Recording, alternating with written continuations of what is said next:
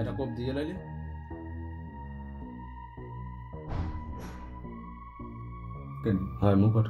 ব্যবসায়ী শিবু বন্নিকে অপহরণ ও তার ব্যবসা প্রতিষ্ঠানে ডাকাতির ঘটনায় পটুয়াখালীর বাউফল কালাইয়া বন্দর এলাকায় প্রায় ১২৫০ দোকানি তাদের ব্যবসা প্রতিষ্ঠান অনির্দিষ্টকালের জন্য বন্ধ ঘোষণা করেছেন।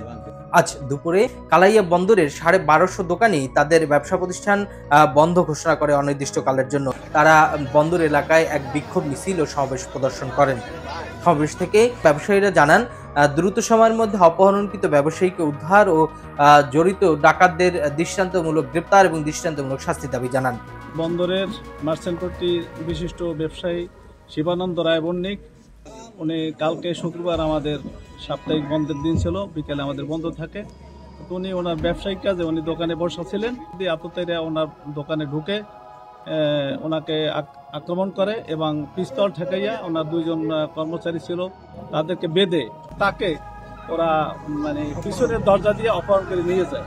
এখন পর্যন্ত তার কোনো উদ্ধার কর্মতৎপরতা হয় নাই, আমরা তার কোনো খোঁজখবর পাইনি এবং আমরা কালাইয়া বাজারের মার্চেন্টপট্টি ব্যবসায়ী সহ সকল ব্যবসা প্রতিষ্ঠান আমরা বন্ধ রেখেছি।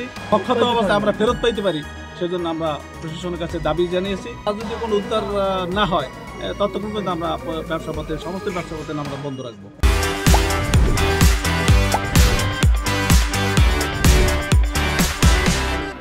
ইতিমধ্যেই কিন্তু আজ দুপুরে জেলা পুলিশের ঊর্ধ্বতন কর্মকর্তা অতিরিক্ত পুলিশ সুপার আহমদ মইনুল হাসানের নেতৃত্বে জেলা পুলিশ এবং জেলা গোয়েন্দা পুলিশ ডিবির একাধিক টিম কিন্তু ঘটনাস্থল পরিদর্শন করেছে।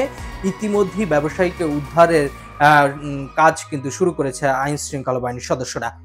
আমরা কথা বলেছিলাম কালাইয়া বন্দরের মার্চেন্ট পট্টি ব্যবসায়িক সমিতির সভাপতি হাজি নুরুল আমিনের সাথে। তিনি আমাদেরকে যেমনটি জানিয়েছে, যতদিন পর্যন্ত এই ব্যবসায়ীকে উদ্ধার করা না হবে, পাশাপাশি যে ডাকাত দল রয়েছে তাদেরকে গ্রেপ্তার সহ দৃষ্টান্তমূলক শাস্তির যতদিন না দেওয়া হবে ততদিন পর্যন্ত এই ধর্মঘট অব্যাহত থাকবে বলেও ব্যবসায়ীরা জানান।